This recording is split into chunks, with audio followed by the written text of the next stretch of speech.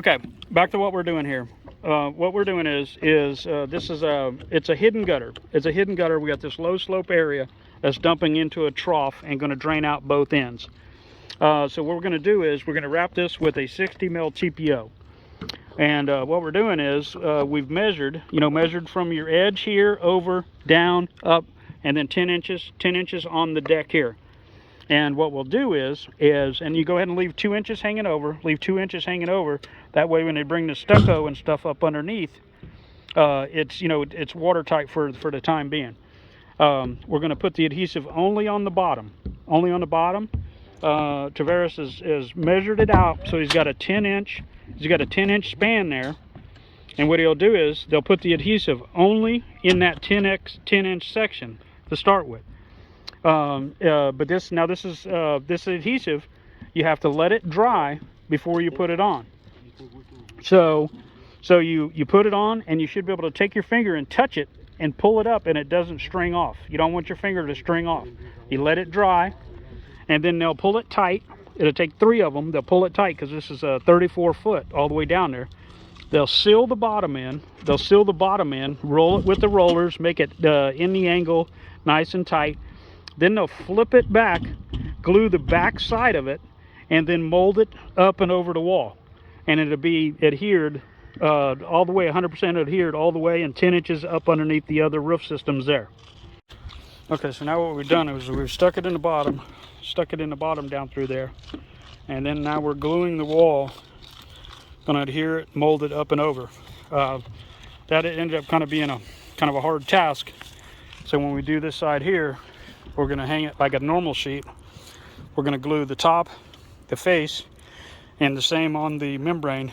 Stick it there solid, flip the excess back over, and then glue, and then mold our pan in.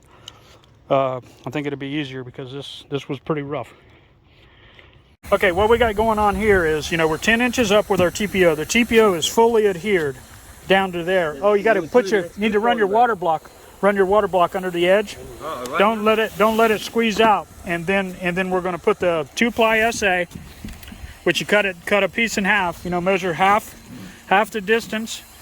Cut that in a little longer, so you got a lap, and then cut it in half. And you'll start with the half, then you start with the full, and then it just goes 16 to 18 inches up past the break on both sides. What we got going on here? Okay, now this is a fully adhered system. They just put the water block underneath the edge. And since we're not using a turn bar or anything, in order to give us with any kind of TPO system, you have to have a gasket seal. So a gasket seal is basically with an adhesive that moves. That's the water block. It's like a butyl base, and it stays pliable.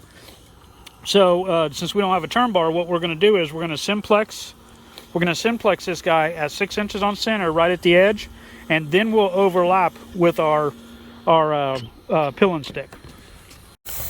Okay, what we're doing here is, we're doing a 2-ply base and a cap, so it makes it a 3-ply system. So we started with a half sheet, which is like 19 because they're like 39 inches or whatever. You start with a half, and then you start with it, and it's actually marked on there at your half width. Then you just start there and run it. You roll it out, keep it tight, stretch good. Okay, this is kind of where we're at this point. It's a little after lunchtime.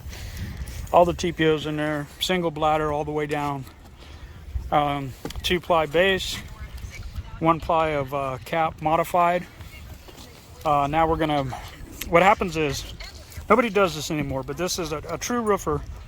A true roofer does this. This is flashing this side right here. Okay, this is acceptable. That is acceptable. But what I do is I come 6 inches out, and I cut a half piece, which gives me my 16 inches above there. Prime where it's going to stick on there. This is just added protection, because what happens is, at those laps right there, over time the membrane shrinks.